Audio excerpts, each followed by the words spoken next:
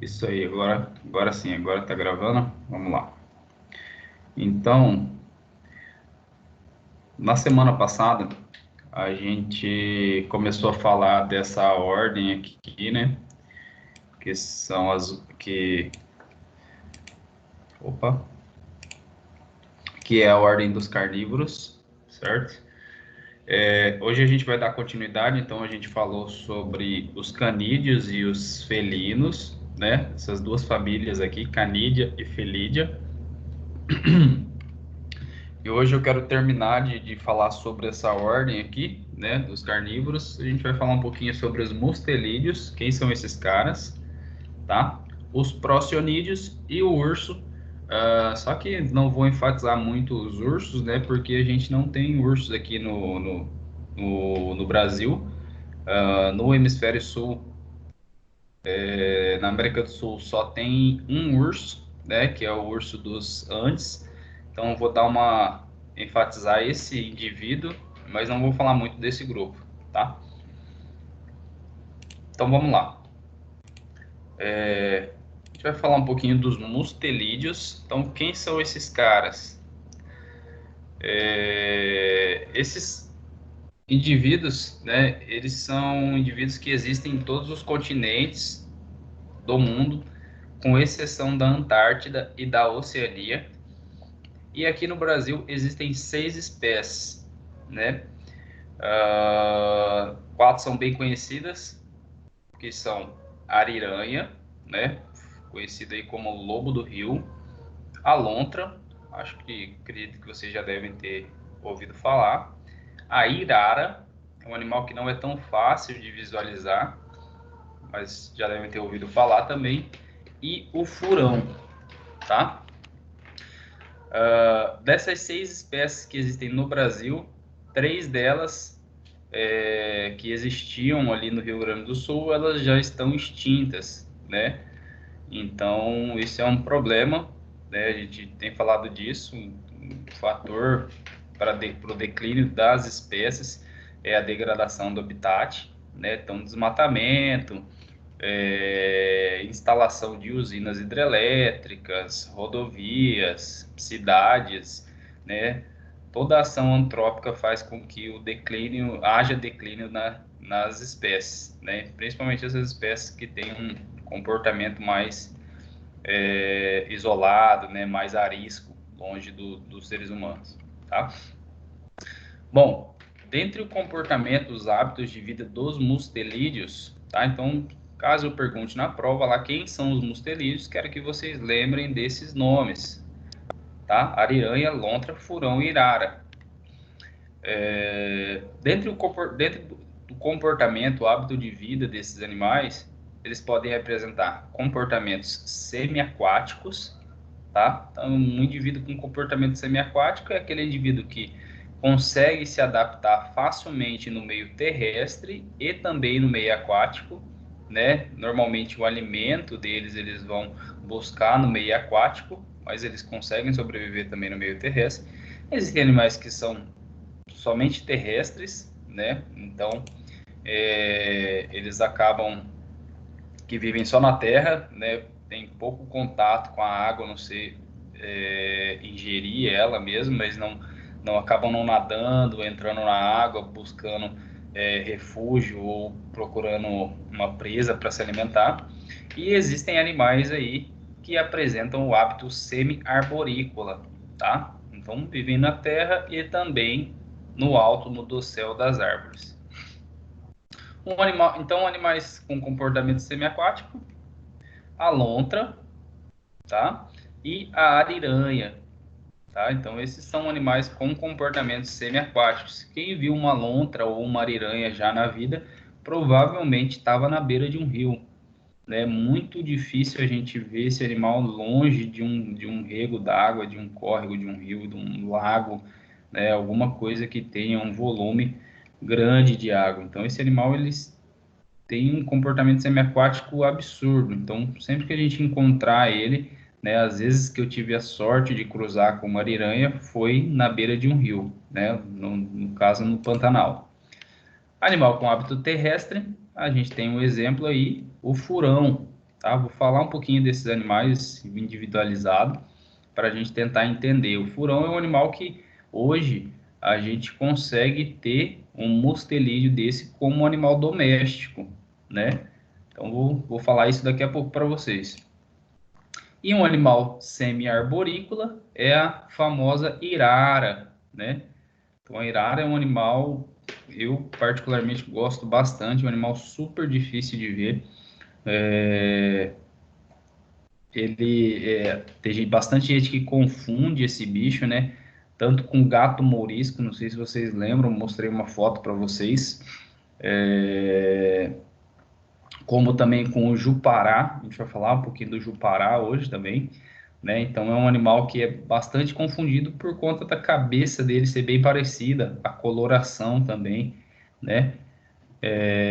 Mas a gente não deve confundir, principalmente por conta do formato do corpo, que é um formato alongado, né? Diferente do jupará, diferente do gato mourisco, tá? Então, as patas também têm um comportamento diferente, tá?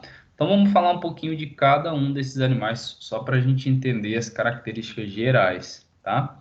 Então, a lontra, ela é um animal com comportamento semiaquático, como eu falei para vocês, né? O hábito dela, e ela normalmente vai viver aí em ambientes com água doce, né? Pode ser rio, lago, lagoa.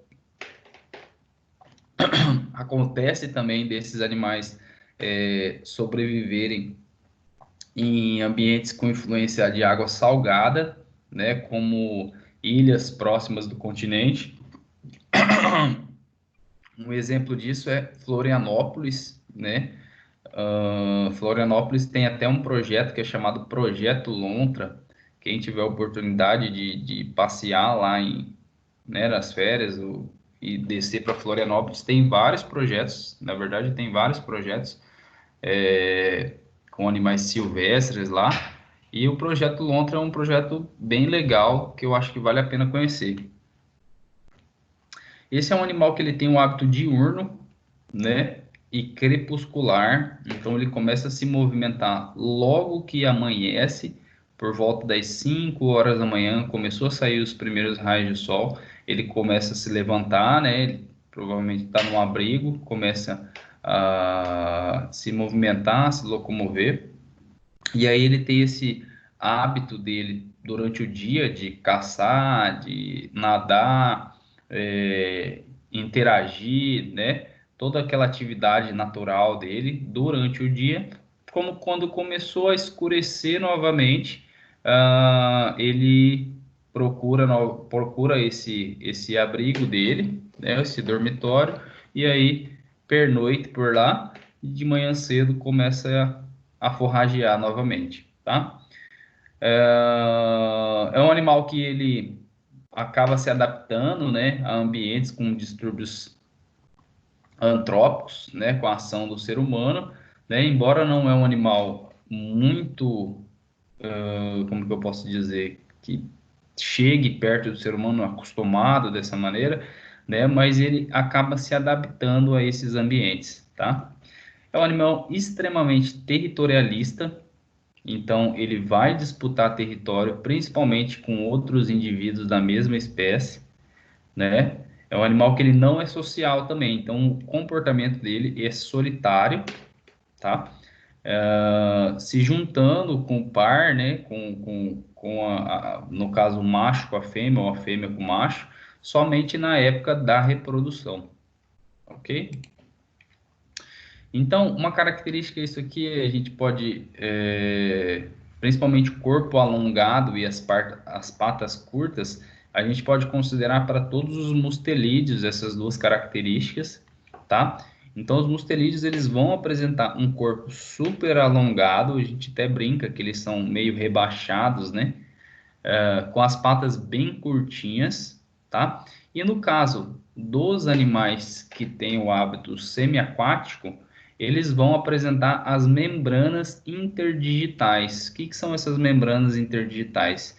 Então, entre os dedos, né, tanto das mãos quanto dos pés, existem essas membranas que vão auxiliar eles no nado, né? Então é por isso que a lontra e a ariranha elas têm um nado tão eficiente, né? Veloz, né? Você pode perceber, quem já viu aí uma lontra, uma ariranha, né? Nadando, o nado deles é bem eficaz, né? Ágil, né? Essa é uma outra característica desses animais. Eles são animais muito ágeis, muito rápidos, muito espertos, né? Então, trabalhos de pesquisa com esses bichos é muito difícil. Por quê? Porque para você capturar um animal desse tem que ser muito ligeiro, né? Eles são muito espertos, eles dificilmente caem numa armadilha.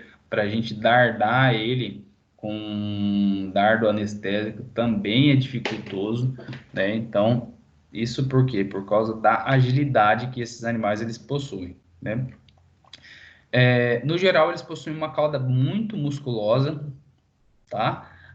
E essa cauda ela é achatada e essa cauda também contribui para essa ação de natação, tá? Então, a movimentação da cauda, não sei se vocês lembram um vídeo que eu passei quando a gente falava de crocodilianos, passei um vídeo para vocês lá mostrando o jacaré como que ele nadava e como ele utilizava a cauda, né? Se movimentando essa cauda. Então, a lontra e a ariranha, elas fazem essa movimentação de cauda bem parecida, tá? Para auxiliar ali na propulsão do nado, ok? É um animal que vai atingir aí, né, a lontra, a gente tá falando da lontra, tá? Um tamanho de até 130 centímetros, 1,30 m, então, tá? E ela pode chegar ao peso de até 15 quilos, tá? Bom, a alimentação desses animais, ela predominantemente é peixe e crustáceos, tá? Então, aqueles caranguejos, né? Isso é o que ela tem preferência, né? Se ela fosse escolher entre a alimentação dela, ela ia preferir sempre os peixes e os crustáceos, mas ela é oportunista. Então, se ela teve a oportunidade de capturar um anfíbio, né, ou uma serpente aquática, ou uma ave, né, que está dando bobeira ali, um camundongo, que foi, né, um pequeno mamífero que foi beber água, passou perto de onde ela estava. Então, ela é oportunista. Ela vai se alimentar, lembrando que ela é um animal carnívoro, né? Então, a base da alimentação dela vai ser proteína, tá? E ela tem uma expectativa de vida aí de 25 anos em cativeiro, tá? Em vida livre, como eu falei para vocês, essa expectativa de vida ela baixa um pouco, né? Ela diminui, por quê? Porque na natureza o animal ele tem muito mais risco de vida, né? Ou de morte, melhor dizendo, do que em cativeiro. Por quê? Porque na natureza ele vai ter que disputar território, né? Ele vai ter que ir atrás da alimentação. Nesse ir atrás da alimentação, ele pode se deparar com algum ser humano, caçador, com armadilhas, né? Se ele for atravessar uma rodovia, corre o risco de ser atropelado, né?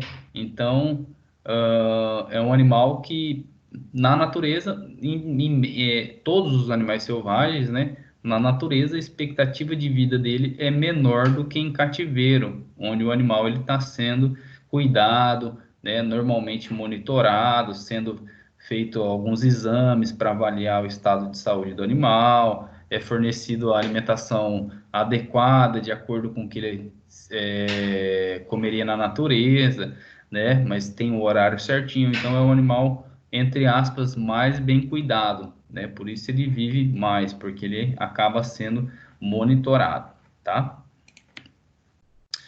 Um outro animal, e entre os mustelídeos, para mim é um que eu gosto bastante, vou dizer o favorito, né? Porque mas é um animal que eu gosto bastante, bastante, bastante, é a ariranha, né?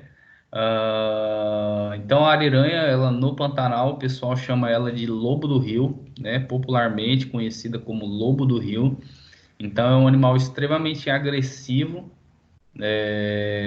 de hábito semiaquático também, né? Então, às vezes que eu vi uma ariranha, sempre foi quando eu estava no rio, ou tomando banho, ou passando de barco, e a gente via um casal de ariranha nas latrinas, né? Aquele ambiente onde ela vive, elas fazem tocas, né? No barranco do rio, né? Essa área onde elas fazem essas tocas é chamada de latrina, né? Normalmente eles fazem uma demarcação de território muito vasta, né? Urinando, marcando com cheiro esse território para que outros animais não pernoitem ali, não fiquem, né? Não tomem conta desse território. Então são animais extremamente territorialistas também, tanto que só de passar de barco perto dela, elas já dão um sinal de agressividade, né? Não que elas vão atacar, mas elas mostram, ó, se chegar mais perto aqui, vocês vão ter problema, né? Então, um animal extremamente agressivo que a gente tem que tomar cuidado quando estiver nadando ou andando por um lugar desconhecido onde tem esses animais, tá? Normalmente elas vão viver na margem ali, né, do curso de água, rios, lagos, lagoas, florestas inundadas, né? O nosso exemplo mais claro aqui seria o Pantanal, né, onde eu já consegui observar esses animais. Tem uma fazenda bem legal ali que chama Fazenda Aguapé, né, passando aqui da Uana, acho que uns 100 quilômetros mais ou menos. Você entra para a direita ali, anda mais um bocado de estrada de chão. É uma fazenda super legal que passa na beira do rio Aquidauana e é bem preservado. E ali eles têm um passeio de barco onde a gente consegue ver essas ariranhas, né? Então é bem legal. Lembrar que ele é um animal que muitas vezes, diferente da lontra, né? A lontra ela é um animal territorialista solitário. As ariranhas não, elas já vivem em casais, né? Muitas vezes a gente pode encontrar elas em grupo. Por quê? Por conta dos filhotes, né? Então, os filhotes nascem e eles acabam vivendo em grupo ali por um período. A gente consegue observar que três ariranhas, o corpo de uma aqui, né? E mais duas, provavelmente pai, mãe e filho, né? Ah, Entre os mustelídeos, esse é o maior mustelídeo, então é um animal que pode chegar aí até 1,8 metros, né? 180 centímetros, né? Se a gente for medir ali da ponta do focinho até a ponta da cauda, tá? Então é um animal, é o maior mustelídeo de todos, fiquem espertos com isso, né? Eu posso fazer uma pegadinha, colocar lá qual é o maior mustelídeo de todos do Brasil, né? Então a ariranha ela é considerada o maior, ela pode chegar aí até 180 centímetros, né? Como eu falei para vocês, ela é um animal social, né? Vive em grupos e pode chegar aí até 26 quilos, tá? Então esse é o peso que a ariranha pode chegar, tá? Não vou dizer médio, mas eu acho que é um peso equivalente ali, é um peso que é considerado de um animal grande, tá? Um animal que esteja medindo esse tamanho aqui, de 180 centímetros, tá? É um animal que ele tem uma pelagem bem curtinha, então se vocês observarem aqui, a gente mal consegue é, ver os pelos, né? Então a gente tem até a impressão que é só pele, né? Uma pele, entre aspas, aqui, vulgarmente falando, emborrachada, né? Por quê? Porque os pelos eles são bem curtos, diferente da lontra, né? E da irara, que tem um pelo um pouquinho mais grosso, né? Esse tem um pelo um pouquinho mais curto, né? Um pouquinho mais fino. E a coloração dela normalmente é amarronzada, tá? E uma característica super legal desses animais é que eles apresentam essas manchas aqui, ó, no pescoço, né, na base do pescoço, que é uma forma de identificação individualizada de cada animal, tá? Então, a gente pode ter uma noção assim, é como se fosse uma impressão digital desses animais, tá? Ela é específica de cada animal. Isso é ótimo para quê? Para quem trabalha com pesquisa, está monitorando esses grupos, né? Então, normalmente, esse pessoal que trabalha com pesquisa desses animais, eles instalam câmeras trap, lembram das câmeras trap? São aquelas câmeras automáticas, né? Que a gente regula para tirar foto, né, por sensor de movimento. Então, eles identificam por onde esses animais eles estão passando, né? Armam essas armadilhas e aí, através dessas manchas brancas, né, claras que elas têm no pescoço, eles conseguem identificar os indivíduos e saber quantos indivíduos vivem naquela região, e também bolar um plano estratégico de captura para tentar coletar material biológico e etc. Tá? Então é um trabalho super legal, um trabalho de campo.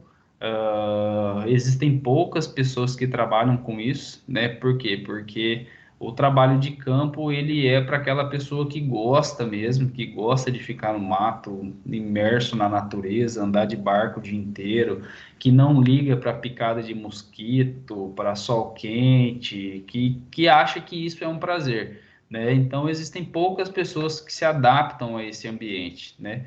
Consequentemente, esse é um animal também muito difícil de ser estudado, por isso que há poucos estudos com relação a comportamento, análises clínicas, né?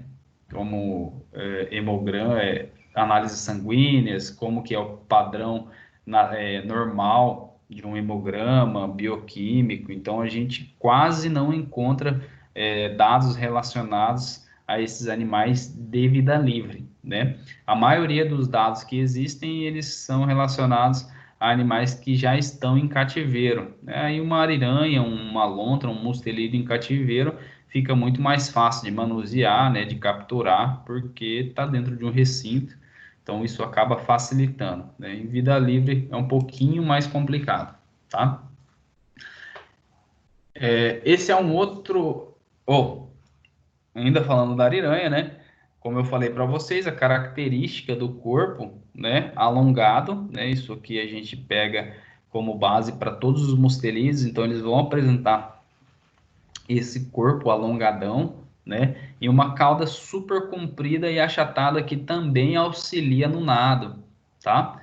E como uma característica de um animal que tem o hábito semiaquático, ó, eles vão apresentar essas membranas interdigitais, tá? Para auxiliar ali, como se fosse um pé de pato, né? Quem já nadou com um pé de pato sabe aí como ele melhora, né? A nossa velocidade na água. Então, imagine esse animal extremamente adaptado, né, para capturar suas presas, né, se alimentar, fugir de predador, né. Então, é um animal extremamente adaptado para esse ambiente.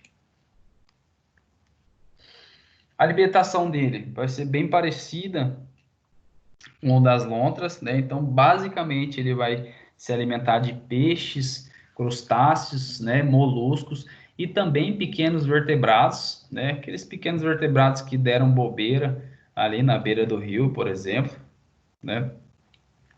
E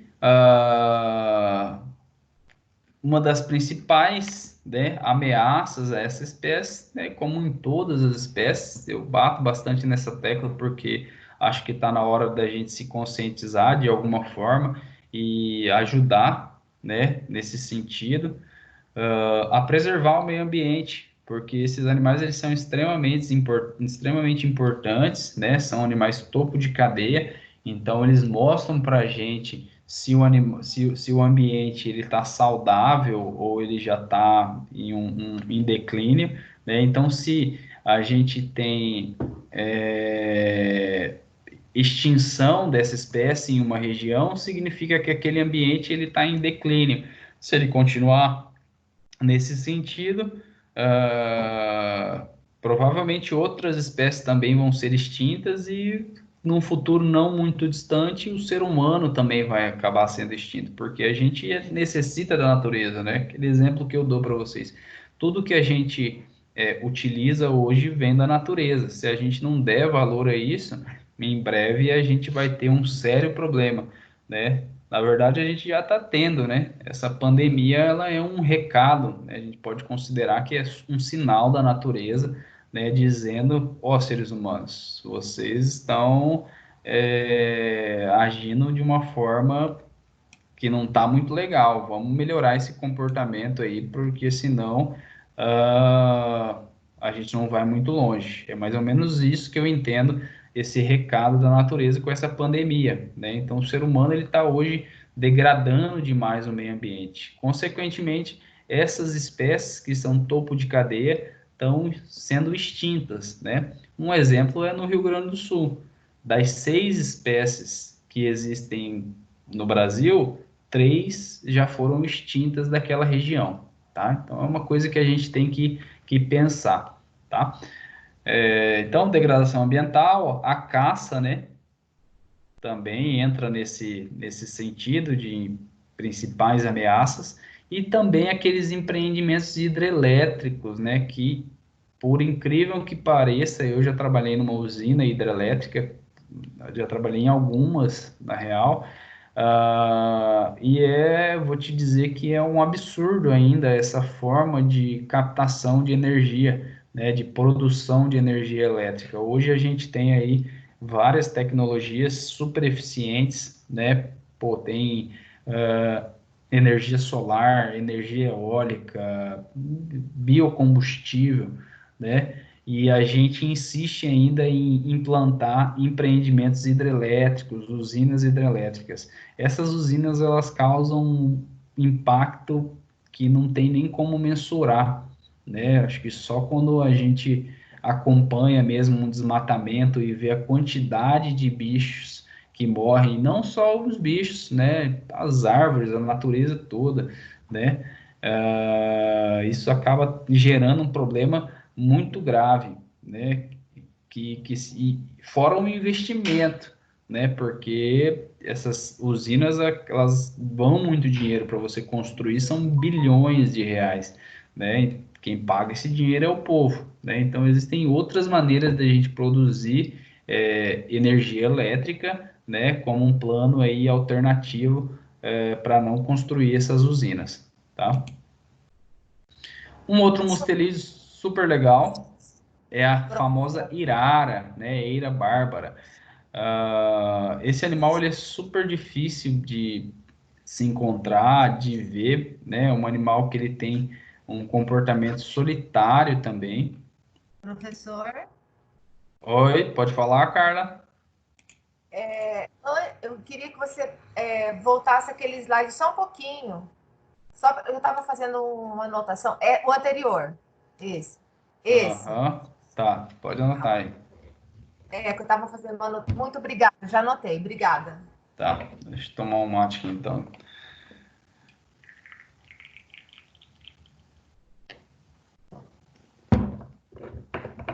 Então vamos lá, falar da irara.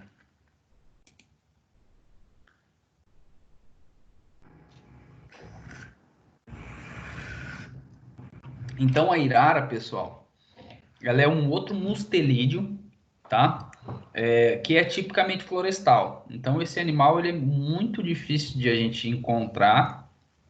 Os outros a gente encontra mesmo em locais onde tem uma ação do ser humano, né? Por exemplo, tem uma fazenda que passa um rio, eu coloquei o gado lá, tenho pasto, tenho lavoura, mas o rio faz com que esses animais transitem por ali, né? Então é um animal mais fácil de a gente encontrar, assim como a lontra, né? Do que muito mais fácil do que uma irara, né? Por quê? Porque a irara ela tem um comportamento tipicamente florestal.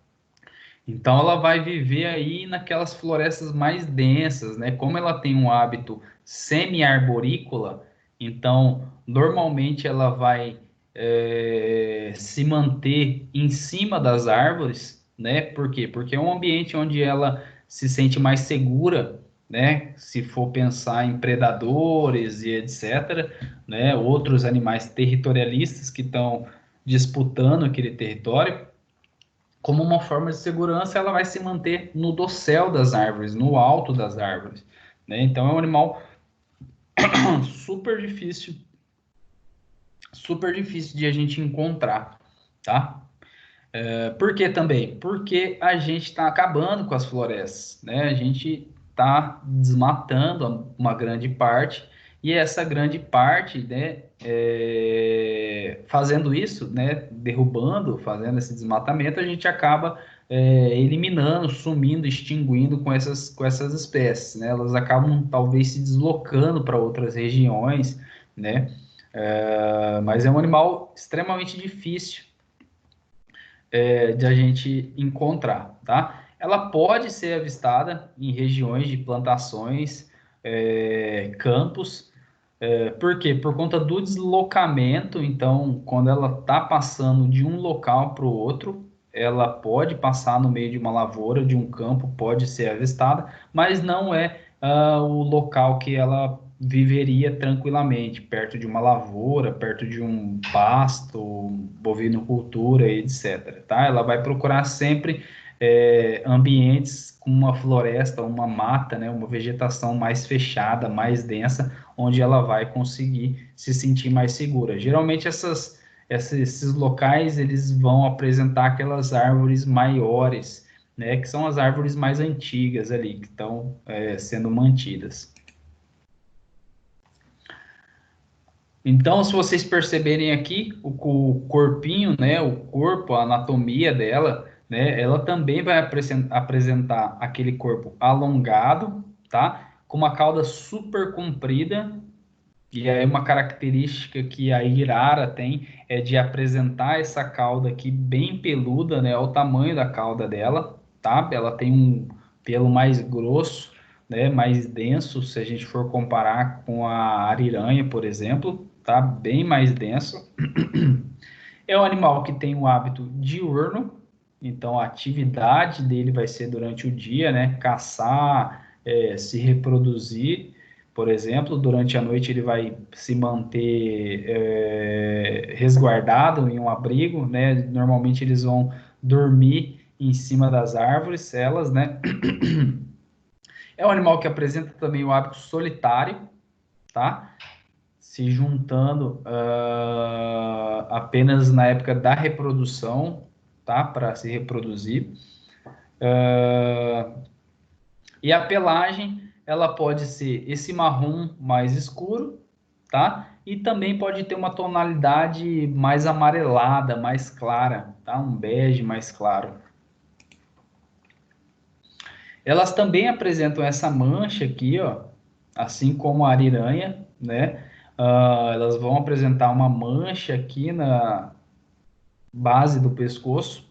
Essa mancha, a gente pode tentar identificar elas também, cada indivíduo, né? Como se fosse aquela impressão digital que eu falei para vocês. Então, elas têm essa identificação, através de imagens fotográficas, a gente consegue identificar esse animal.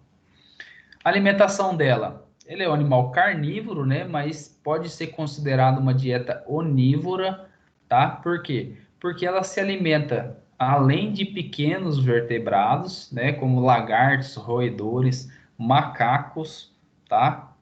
Fazendo parte dessa dieta carnívora. Além desses pequenos vertebrados, ela também se alimenta de frutos, como a gente pode ver aqui nessas imagens, né?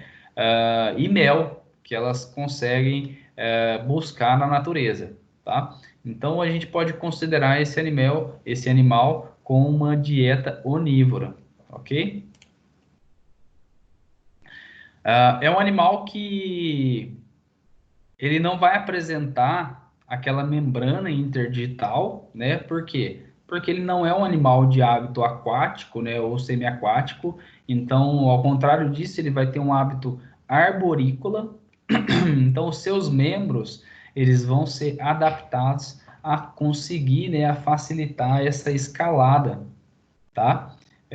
subir em árvores e tal. Então, é um animal que não apresenta essa membrana interdigital.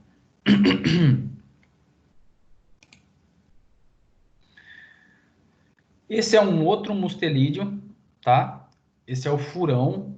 Então, é um animal super legal, é, que está acostumado a viver desde áreas bem abertas, tá? Campos, pastos, consegue viver também em galerias de florestas, tá?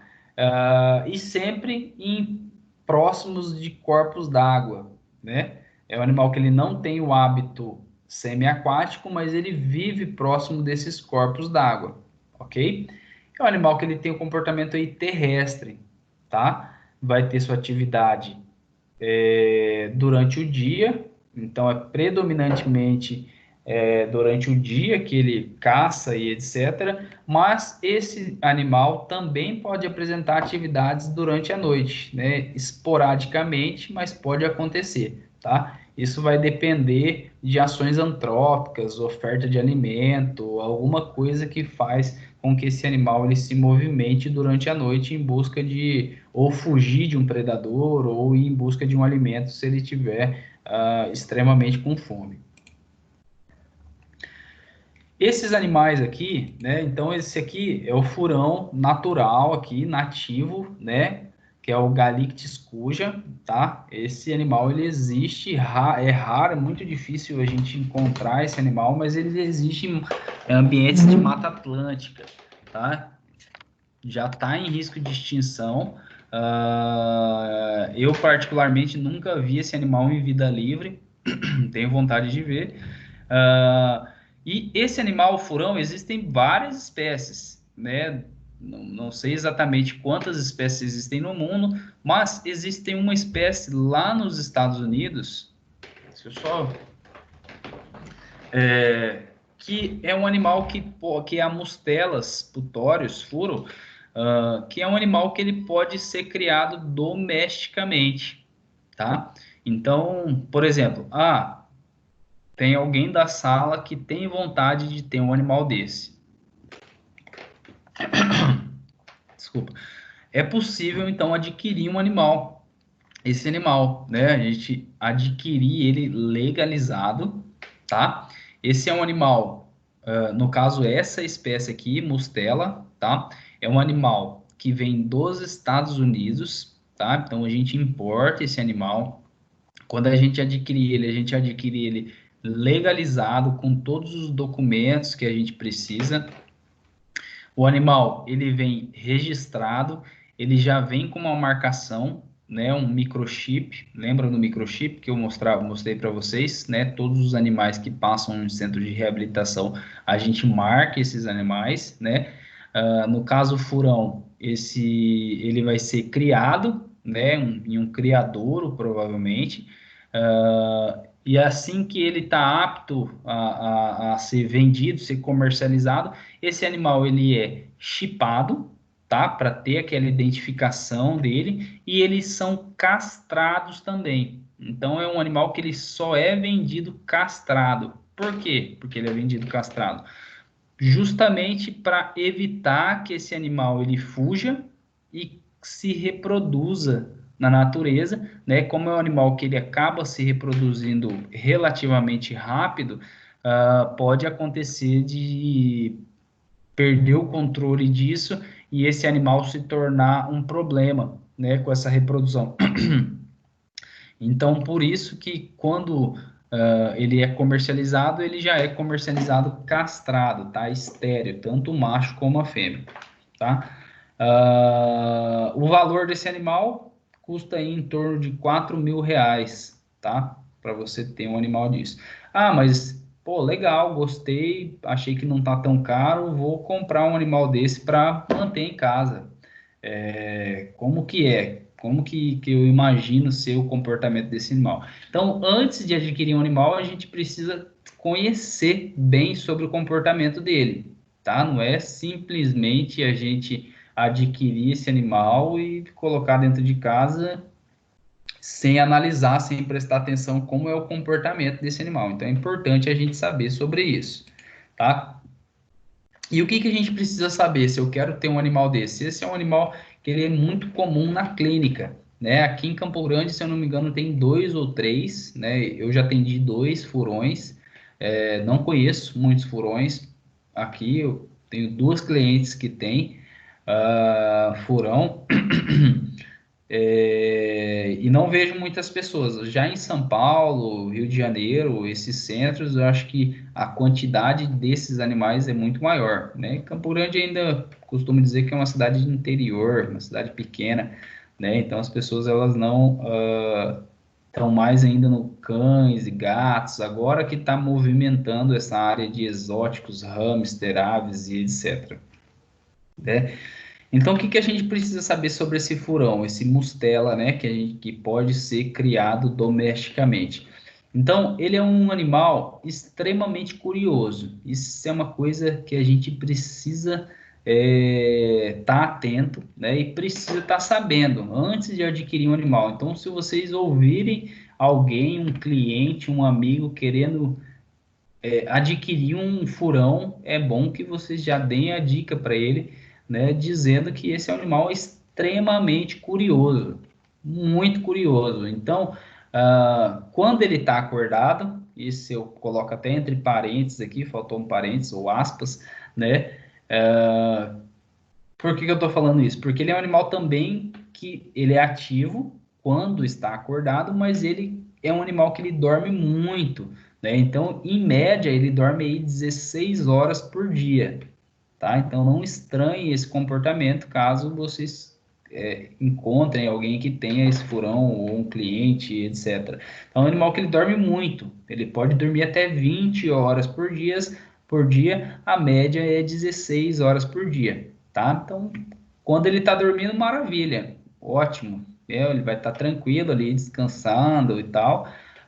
Porém, quando ele acorda, ele é extremamente curioso e ativo, né? E lembrar que ele é um animal pequeno, então ele entra em qualquer lugar, qualquer buraco. Isso que a gente tem que prestar atenção, tá? Então ele vai entrar atrás do sofá, atrás da geladeira, dentro do fogão, dentro do armário, dentro do guarda-roupa. Ele vai entrar em todos os lugares. Por quê? Porque ele busca, naturalmente, ele busca ambientes assim, tocas, né? Tocas dentro de árvore, dentro de rochas, cavernas, grutas. Então, esse é o comportamento natural dele. Se eu trago esse animal para natureza, para dentro de casa, ele vai ter um comportamento muito parecido, tá? Então, a gente tem que prestar atenção nisso, tomar cuidado para não perder esse animal.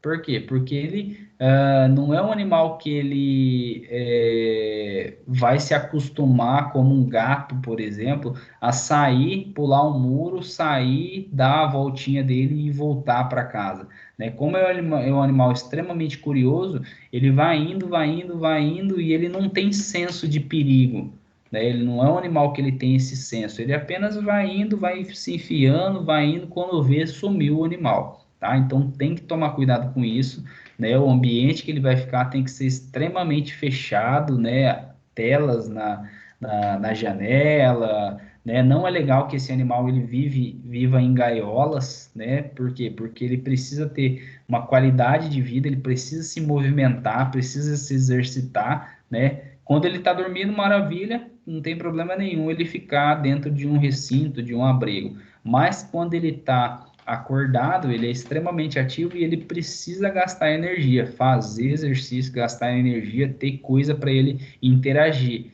né? Por quê? Porque se ele não faz, se ele não executa essas atividades, consequentemente, ele vai começar a apresentar alguns problemas de saúde, né? O próprio estresse vai desencadear problemas de pele, problema hormonal, problema renal. Então, tem uma série de problemas que pode estar acontecendo com esse animal que, na maioria das vezes, está relacionada com o manejo, tá? Com o animal que fica preso uma boa parte do tempo em um recinto pequeno, né? Então, tem que pensar sobre isso, tá?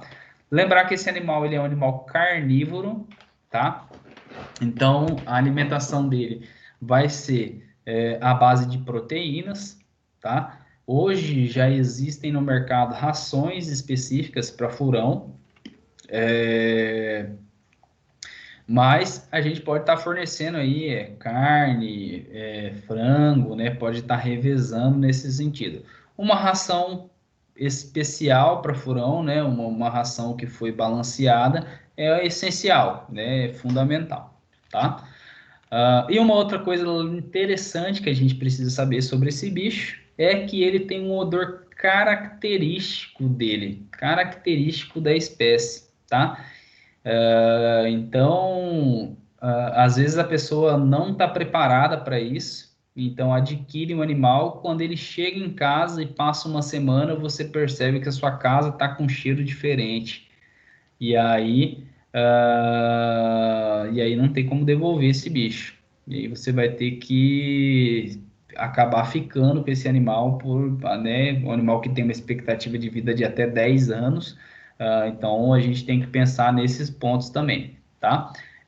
Esse odor característico dele é graças a glândulas de cheiro, né? Existem glândulas sudoríparas, existem glândulas perianais, né? Que elas secretam um material, né, um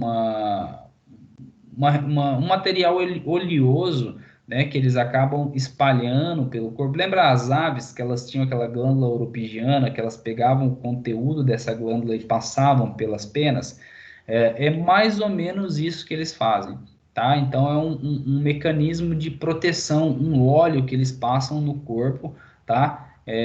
Para que proteja a sua pele e os seus pelos, tá? Consequentemente, esse óleo, esse resíduo dessas glândulas, elas têm um cheiro não muito agradável, tá? É um cheiro forte, um cheiro forte. Não sei descrever para vocês aqui, mas não é um cheiro muito agradável. Eu particularmente não gosto. Pior que eu não tenho muito problemas com cheiro assim de animais silvestres e exóticos. Quem já me acompanhou nos estágios aí e tal, já pôde sentir cheiro de lobo-guará, tamanduá, lobinho, né? Então eles têm um cheiro muito forte, mas eu não me incomodo com esse cheiro. O furão já é um cheiro um pouquinho mais elevado, né? Parecido até com o cheiro do sagui, né? O sagui, ele tem um cheiro muito forte também. Eu tenho um cliente que ele tem um sagui dentro de casa, dentro de uma gaiola, e é difícil ir lá, assim, vou numa boa, lógico, não tem problema nenhum, mas assim, eu não moraria numa casa com um sagui dentro de casa, tá? Um furão também, talvez eu não me interesso muito, assim, por conta desse cheiro, desse comportamento, tá? Uma outra coisa interessante também é que esse animal, por ele ser extremamente ativo quando acordado, é importante que quem tem condição, né, tenha mais de um animal, né? Isso eu costumo falar, na verdade, para todas as espécies, né? Seja um cão, um gato, uma calopsita, né? Lógico, tem animais que eles são solitários, eles não aceitam a companhia de outro animal, mas a maioria das espécies eles aceitam numa boa, né? Se você fizer uma aproximação legal de dois indivíduos. E o furão, como ele é muito ativo e ele tem um horário específico ali, às vezes ele dorme 16 horas, acorda de madrugada, tem aquele comportamento que é brincar. Se ele tem um indivíduo da mesma espécie, é um animal que ele vai ter muito mais qualidade de vida. Por quê? Porque, querendo ou não, a gente não acompanha os animais nesse sentido, né? Nem gato, nem cachorro. É, Por quê? Porque muitas vezes você trabalha o dia inteiro, você não tem tempo para passar com o seu bicho, quando você chega você está cansado, aí você tem que fazer janta, arrumar suas coisas para o outro dia já sair cedo, então a gente não tem muito tempo, né, para dedicar aos animais, assim, como eles gostariam, como eles necessitam, né? Eles necessitam gastar energia, fazer atividade, etc. Então a gente tem que pensar nesses pontos. Então a recomendação é que, se você quer ter um animal desse, tenha dois. Por quê? Porque um vai fazer companhia para o outro. Então, mesmo que você não esteja em casa, né, pelo menos ele vai ter uma companhia e não vai se sentir sozinho. Ele vai ter atividade para fazer, vai brincar, vai gastar energia, vai dormir junto, né? Isso eu acho que vocês podem levar em consideração para todos os animais. Então, seja ter um gato, ter um cachorro, eu quero ter um gato em casa, tenha dois. Por quê? Porque um gato vai servir de companhia para o outro, tá? Mesmo, principalmente a gente que hoje, né, nos dias de hoje, a gente tem uma vida tão corrida, muitas vezes a gente sai cedo de casa, volta só de noite, então o nosso animal ele fica sozinho, né? Eu tenho clientes que têm cachorro, por exemplo, moram em apartamento, tem cachorro e o cachorro fica sozinho o dia inteiro. Consequentemente, esse animal vai ter um problema de saúde. Por quê? Porque por conta da solidão. Os animais eles têm esse sentido, eles têm essa noção, né, de solidão, depressão, carência, eles precisam de afeto. Então, como a gente está num sistema muito corrido que trabalha, é importante que a gente forneça ali, dê uma outra companhia para ele, de preferência da mesma espécie, né? Por quê? Porque vai acordar junto, vai dormir junto, vai comer a mesma coisa, vai se comunicar, eles têm uma linguagem de comunicação, toda espécie tem, né? Se você observar, por exemplo, uma calopsita, uma ave, né? Elas têm uma maneira de se comunicar, vai lá, uma limpa a outra, os gatos são assim também, os cachorros vão brincar, então é importante a gente pensar nesses pontos, tá? Bom, esses animais eles apresentam um pescoço bem comprido, né? Comparando com os outros mustelídeos, tá? Então ele tem a cauda longa e o pescoço bem comprido, né? O corpo também ele é bem compridinho, como característica comum dos mustelídeos. E a coloração dele normalmente vai ser um castanho acinzentado no dorso, né? Como vocês podem ver nessa imagem aqui, e no ventre aqui, né, vai ser uma coloração mais escura, tá? Um negro ali, um preto, um castanho escuro. Então, esse é a cor do animal em vida livre. Em cativeiro, né, animais que são criados para cativeiro, eles têm várias colorações, né, como a gente pode ver aqui no próximo slide, essa imagem ela vai estar aumentada, vai ficar mais fácil, tá? É um animal que ele pode chegar até 68 centímetros de comprimento, tá? Então ele é comprido, é um animal comprido, e o peso dele pode chegar até 1,8 quilos, tá? Então, é um animal que é relativamente leve. Essas são as outras colorações, ó, que a gente pode encontrar esses animais, né? Geralmente animais, esse é um catálogo de quando você vai adquirir um furão desse, né? Você consegue escolher a cor que você quer. Então tem o albino, né? Que apresenta os olhos vermelhos. Existe o branco de olho preto, existe o chocolate, o siamês, então tem uma série de colorações aí dos furões domésticos, tá? Então é um animal bem legal, mas eu não teria. É legal assim, curioso, tá aumentando, né, a quantidade de pessoas que adquirem esses animais, então ele acaba sendo comum na clínica, tá? Então, quem for trabalhar com exóticos, com silvestres, provavelmente uma hora vai se deparar com um mustelídeo, ok? Bom, um outro grupo dos carnívoros que eu quero conversar com vocês hoje são os procionídeos, tá? Então, quem pertence a esse grupo? Na nossa região, no mundo, existem vários procionídeos, né? Mas como eu estou focando mais para animais aqui da nossa região, tá, cerrado, e também vou pegar um pouquinho um animal do bioma amazônico, né? Porque eu sei que tem alunos aí que são do norte, do Mato Grosso, do Pará, Rondônia, então lá é bioma amazônico, pode ser que você se depare com esses animais, né? Então eu vou falar um pouquinho desse bicho também. Mas os procionídeos que existem no Brasil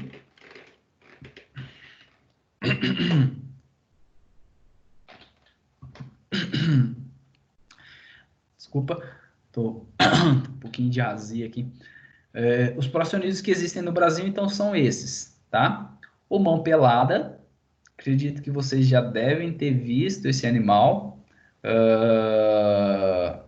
Nos Estados Unidos, existe uma espécie bem parecida com esse nosso aqui, e lá eles são chamados de guaxinim. Aqui eu já vi bastante gente chamando também de guaxinim, tá? É o mão pelada, famoso mão pelada. Vou mostrar por que que o apelido dele é mão pelada daqui a pouco. O Jupará, que é o Potro flavus, né? Esse é um animal super legal, né? Raríssimo, difícil de ser encontrado, né? Em vida livre. Eu tive a oportunidade de ver 2 indivíduos só, quando eu trabalhei lá no norte, né? Em um resgate de fauna. Um animal super legal, que de início a gente imagina que ele ou é parente dos primatas, ou é um mustelídeo por conta dessa cabeça dele ser bem parecida, né? Mas quando a gente vai dar uma estudada, a gente percebe que esse animal ele participa desse grupo aqui, dessa ordem dos procionídeos, tá? Então ele é um carnívoro também. Todos esses aqui são animais carnívoros. Lembrando que a gente está falando dos carnívoros, né? E o mais conhecido de todos é esse cara aqui, que é o coati, né? Naso a naso. Então, o coati, vocês devem estar cansados de observar ali, Parque dos Poderes, Lago do Amor, Parque das Nações Indígenas. Então, esses caras sempre estão presentes em parques, revirando lixeira e etc e tal. A gente vai falar um pouquinho disso. Então, mão pelada, né? Que esse cara aqui, o próximo Cancrívoros, ele é um cara que habita florestas, né, e áreas preservadas, tá? Mas também pode acontecer de ele ser encontrado em áreas antropizadas também, né, como fazendas, lavouras, campos, né? Eu já vi eles passando, né, em lavoura, em campos, né, pastagens no Pantanal, né? É um animal super legal. Ele tem o hábito solitário, tá? Então é um animal que ele anda sozinho. Ele pode chegar aí até 1 metro de comprimento da ponta do focinho até a base da cauda, então é relativamente comprido, né? É um animal relativamente grande, podendo chegar aí até 6,5 quilos, tá? E uma característica dele é possuir essa máscara aqui, ó, de pelos ao redor dos olhos, como se fosse um óculos, né? A gente imagina mais ou menos isso. Tá? Então, uma característica desse animal que facilita a identificação é essa máscara, né? Essa diferença aqui de coloração dos pelos do rosto, tá? Uma outra coisa que facilita, que ajuda a gente identificar é a base, é a cauda, né? Que ele vai apresentar essa cauda aqui listrada, que facilmente a gente acaba confundindo muitas vezes com o coati, né, que apresenta uma cauda listrada também, tá?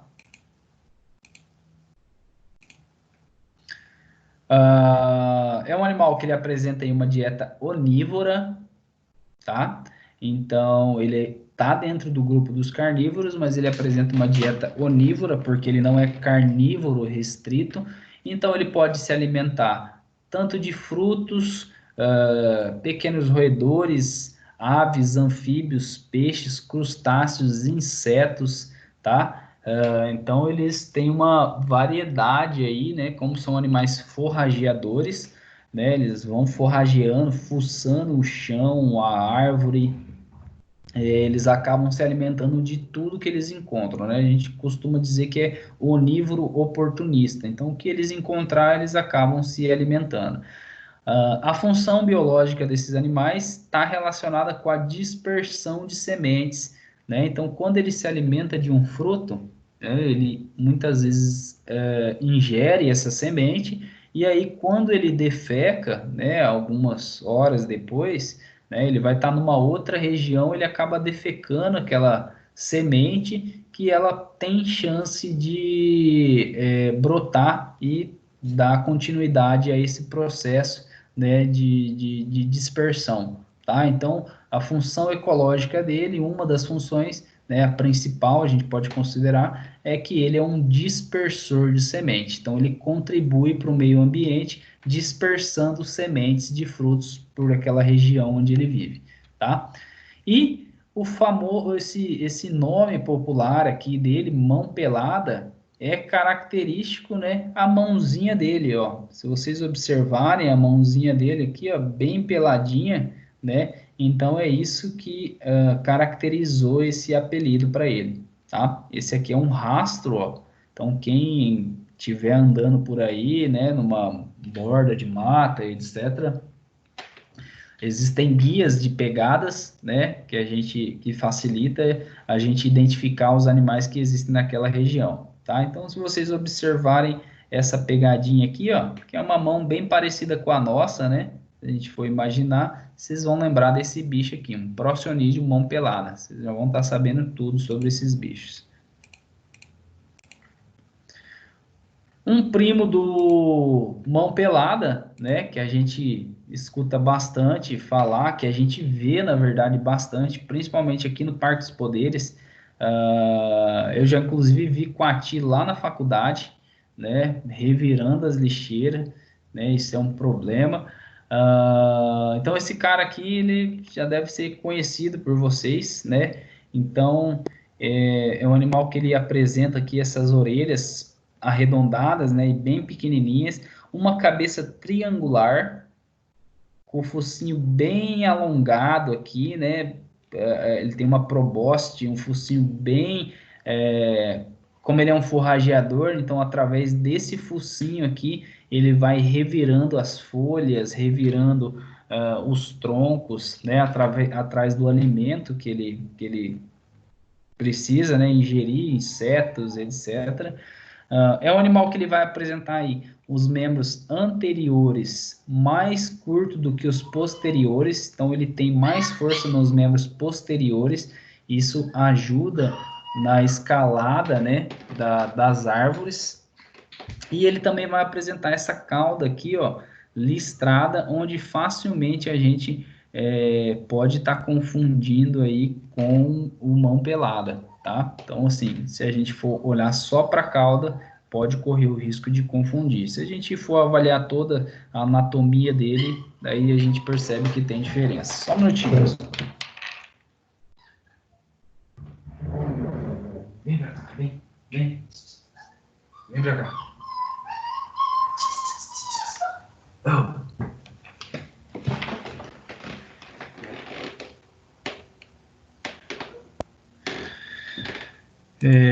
Vamos lá, esse é um animal que ele pode chegar até 10 quilos, tá? Então, esses que chegam a 10 quilos, eles normalmente são aqueles animais mais urbanos, né? Que acabam se alimentando em parques, onde as pessoas dão pãozinho, biscoito, etc e tal, né? Então, eles podem chegar até 10 quilos. São animais diferentes dos mão pelada que andam sozinhos, eles andam em grupo, né? Então, a gente vê grupos ali de até 30, 40 indivíduos. Então, eles vivem em bandos.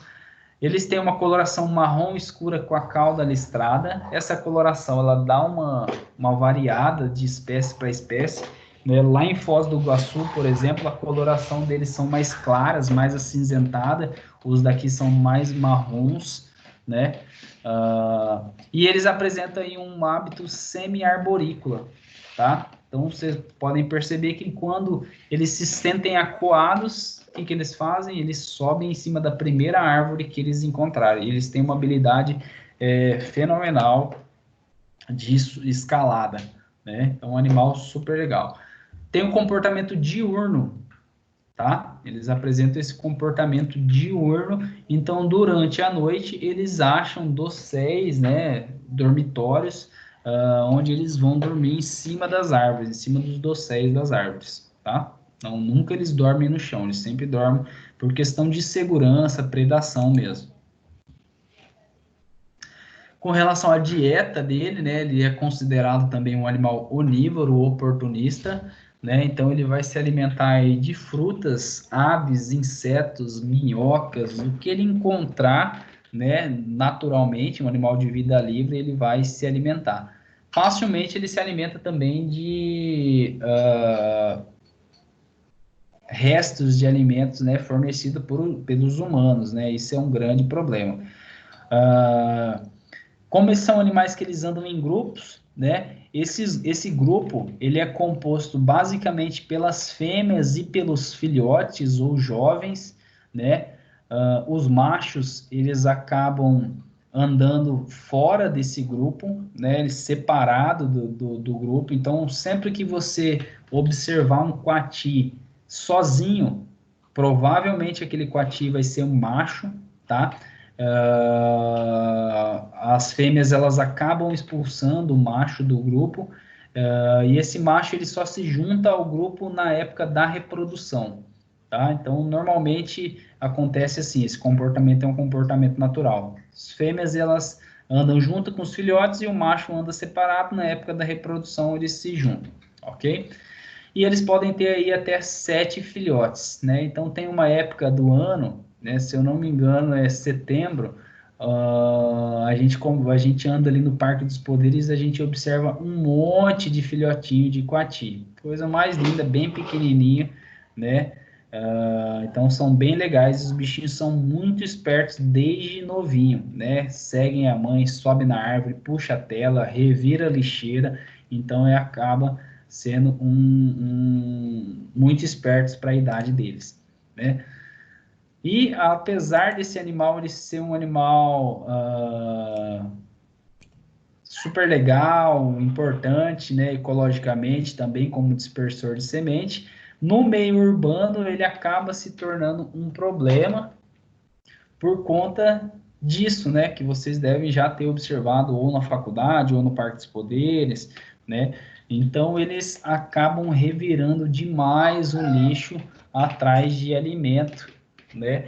Então isso acaba sendo um problema urbano que aqui ainda eles não conseguiram resolver. Eles não conseguiram resolver, né? O que precisa fazer para resolver esse problema? Lacrar bem as lixeiras de uma forma que eles não conseguem abrir, né? É possível fazer isso, mas tem que ter pelo menos um trinco, né? Onde o coletor ali ele vai lá, abre, retira o lixo e fecha novamente, tá? Se a gente deixa o lixo dessa maneira aqui, facilmente os animais eles vão vir aqui, vão rasgar todo esse saco e vai ser um grande problema, ok?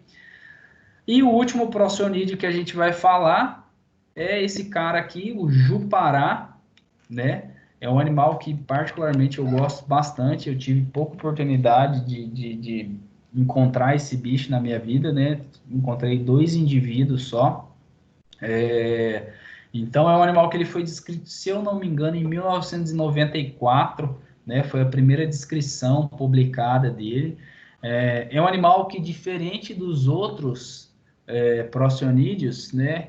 Ele vai apresentar o comportamento noturno, tá? Os outros apresentam comportamento diurno, esse vai apresentar um comportamento noturno. Então, durante a noite é o horário de atividade dele, e ele vai apresentar um comportamento também, um hábito de vida arborícola, tá? Para auxiliar nesse comportamento arborícola dele, ele apresenta uma cauda prênsil, né? A cauda prênsil é aquela cauda muito parecida com os primatas, por isso que muita gente confunde, talvez, com os primatas. Por quê? Porque ele tem a capacidade de se segurar com essa cauda, né? Então, isso facilita na locomoção dele por cima das árvores, tá?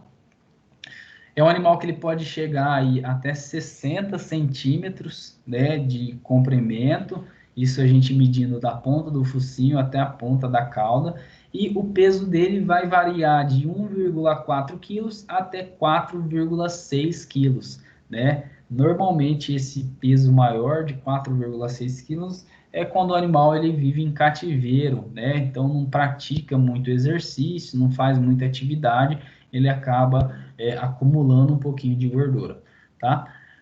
A gestação deles vai até 118 dias, o normal é de 112 a 118 dias. Ele vai ter uma alimentação onívora, né? Onívora oportunista, ou generalista também, né? Esse termo pode ser utilizado. E é um animal que vai ser encontrado tanto em floresta amazônica quanto em mata atlântica, tá? Então, o mais comum hoje é na floresta amazônica. Mata atlântica, como já foi muito degradado, né? Há históricos desse animal, mas provavelmente ele já está na lista de animais extintos na Mata Atlântica, tá? E a expectativa de vida dele é a de até 23 anos em cativeiro, tá? Lembrando que em vida livre eles vão viver menos. Então, esse é o Jupará, o Potto flavus, o último procionídeo que a gente fala hoje, tá? Para finalizar, o grupo dos carnívoros, né? Essa ordem carnívora, a gente vai falar desse grupo aqui, né? Eu vou falar pouco dos ursos, né? Família Ursidae. Então, existem vários ursos, né? No mundo. Nos Estados Unidos tem bastante, né? Existem vários locais que existem esses animais. E a gente não tem esses bichos aqui no Brasil, né? O mais próximo, né? O animal mais próximo do nosso território, ele vive aqui na Cordilheira dos Andes, né? Então, depois da Cordilheira dos Andes, quem não teve a oportunidade de conhecer ainda a Cordilheira dos Andes, acho que tem que aproveitar, né? Viajar pela América do Sul, eu acho que é fundamental, né? A gente é latino-americano, então vale a pena conhecer esses países aqui, Bolívia, Peru, Chile, Uruguai, eu acho que vale muito a pena. São países que não são muito caros também para viajar. Às vezes é mais barato você ir fazer um mochilão ali para Bolívia, para o Peru, do que viajar para o Nordeste ou viajar para Santa Catarina, que é muito mais caro, às vezes, viajar no Brasil do que para esses países. Então, vale muito a pena conhecer a tal famosa Cordilheira dos Andes, né? E muitas vezes você pode até encontrar um animal desse num zoológico por lá, num abrigo, né? Algum local, até em vida livre, dependendo da sorte que você tiver, né? Então, esse é o urso de óculos, tá? Também chamado aí de urso andino. Ele é o único urso que existe na América do Sul. Ele é o único urso que existe na América do Sul, tá? Então, se liguem nisso, pegadinha para prova. Se eu perguntar qual é o urso que existe na América do Sul, ou se existe urso na América do Sul, vocês que estão prestando atenção nessa aula, vocês já vão saber, tá? Então, esse é um animal que ele não apresenta hábitos típicos. Para, meu filho, de chorar. Então, ele não apresenta hábitos típicos da espécie, né? Como, por exemplo, hibernar, né? A maioria dos ursos, eles vivem em lugares extremamente frios e aí, durante aquele inverno rigoroso, eles têm o hábito de hibernação, né? Encontram um abrigo e passam até 3 meses dentro de um abrigo hibernando, dormindo, seria. Esse animal, ele não tem esse comportamento, por quê? Justamente por viver em um ambiente mais quente, né? Não é tão frio quanto nos trópicos, né? No Polo Norte, onde tem o urso polar, em ambientes mais frios e etc. Então, ele não tem esse comportamento, tá? É um animal que ele vai habitar em florestas úmidas, né? Como pântanos, zonas semiáridas, geralmente locais que estão numa altitude de 800 a 3.800 metros acima do nível do mar, tá? Lugar de ocorrência, os países de ocorrência desse urso: Venezuela, Equador, Peru, Colômbia, Bolívia, tá? Então, esse animal vai viver nesses locais, tá? É um animal que, comparado com os outros ursos, ele não é tão grande, então ele pode atingir uma altura aí de até 1,80 m, tá? E pesar 110 quilos. Tá? Então, relativamente leve comparado a outros ursos que podem pesar aí 350, 450 quilos, tá? Período de gestação desse animal, cerca de 215 dias, beleza? Então, é um animal super legal. Eu ainda não tive a oportunidade de ver esse bicho, embora eu já tenha viajado em alguns países desses, não fui não consegui ver ele nem num zoológico, né? Mas quero ter essa oportunidade, tá? Então, a gente fecha hoje essa aula, finalizando essa parte de carnívoros, tá? Então, a gente falou de caninos, canídeos, né? Da família Canidae, falando da família Felidae, falando da Procyon, Mustelide e Urside, tá? Então essas são as 5 famílias da ordem dos carnívoros, tá? Na semana que vem a gente vai falar dessa ordem aqui Perissodactyla, tá? Que são as antas. E se der tempo eu vou falar também sobre os cervídeos, ok? Professor, semana que vem é prova. Será que já é a prova? Acho que a prova de vocês é na outra semana, né? Semana que vem é dia 14, não é? É dia 15 a prova começa. É dia 15? É. Tá, se for então a prova mesmo, eu vou. A Elisa tá fechando o calendário e vai mandar pra gente, né? Se a prova for, daí ela vai ser cobrada só até a aula de hoje, tá? Tá. Professor, você pode voltar só o último slide antes desse, que eu estava copiando um negócio? Esse? Mais um. Aí, peraí. Uhum.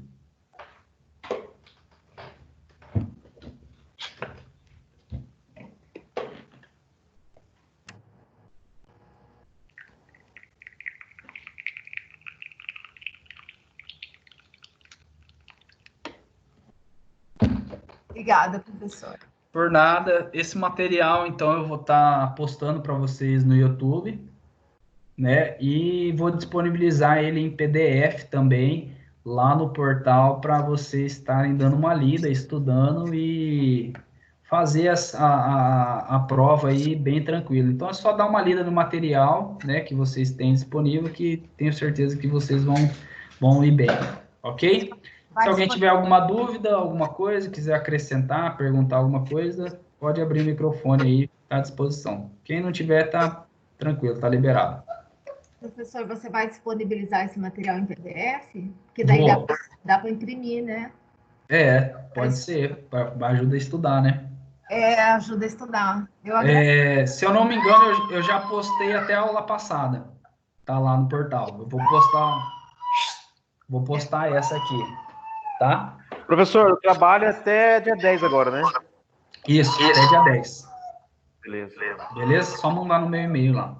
Essa vai estar valendo como atividade de vocês. Não Ô, pode Lucas, ser, professor, Opa, pode falar. sexta?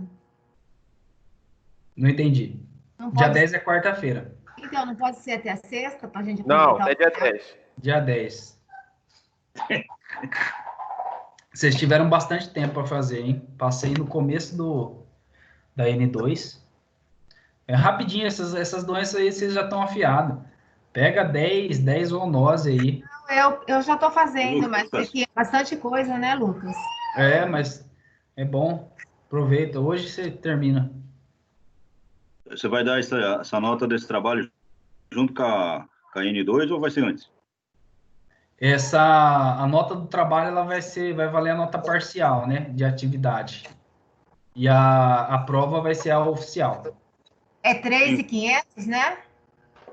Eu acho que é 3.500, sim. 2.500 ou 3.500? Não lembro agora, viu? É 13.500. Porque só a matéria é 14 mil. Então acho que é 3.500 mesmo. Positivo, pessoal? Tá bom, professor. Até 23h59 eu mando. Positivo. Tô aguardando, então. Boa semana, prof. Obrigado. Boa semana para vocês. Até a próxima. Vai dar comida pros cachorros aí, Lucas. Pois é, cara. Tô com um filhote aqui agora. O meu filhote tá nem dormir essa noite.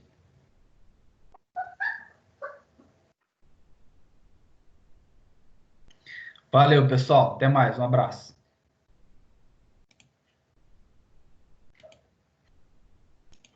Falou, professor, até mais. Falou, até mais.